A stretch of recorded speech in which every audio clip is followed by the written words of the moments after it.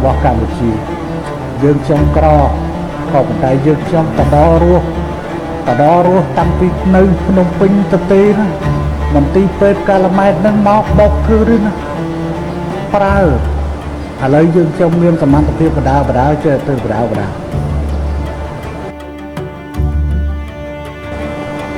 ្រធានាធិបតីនិងនាយករដ្ឋមន្ត្រីនៃប្រទេសអស់លោកអ្នកយើងងាយស្រួលណាព្រោះអ្វីឡើងមកមានទាំងអស់ហើយខ្ញុំចាប់ផ្ដើមពីទីក្រុងភ្នំពេញមានមនុស្ស70នាក់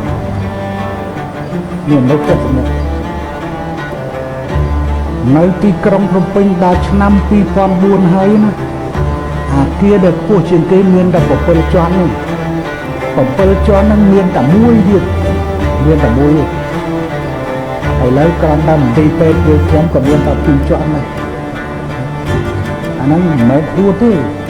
ក៏ប៉ុន្តែគ្រាន់តែចង់បង្ហាញអស់លោកអ្នកឲ្យបានដឹងនាយករដ្ឋមន្ត្រីប្រធានាធិបតីរបស់អស់លោកអ្នកស្រួលណាស់ស្រួលជាងខ្ញុំឆ្ងាយពេកហើយដោយសារឡើងមកមានស្រាប់គាត់នឹងដាក់ចេញគោលនយោបាយទៅអនុវត្តទៅហើយពួកខ្ញុំនេះចាប់ផ្ដើមដៃម្ខាងទប់ខ្មែរក្រហមកុំឲ្យមកវិញដៃម្ខាងទៀតហើយកសាងប្រទេសចាប់ពីលេខ0ចាប់ទុកថាយើងខ្ញុំកសាងប្រទេសពីបាត់ដៃប្រទេសហើយបាត់ដៃនឹងរបួសទៀត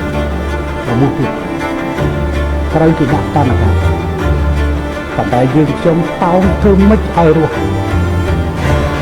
នេះគឺចំណុចដែលសង្ឃឹមថាអស់លោកអាចមើលថាចរិតរបស់ពួកយើងខ្ញុំយ៉ាងម៉េច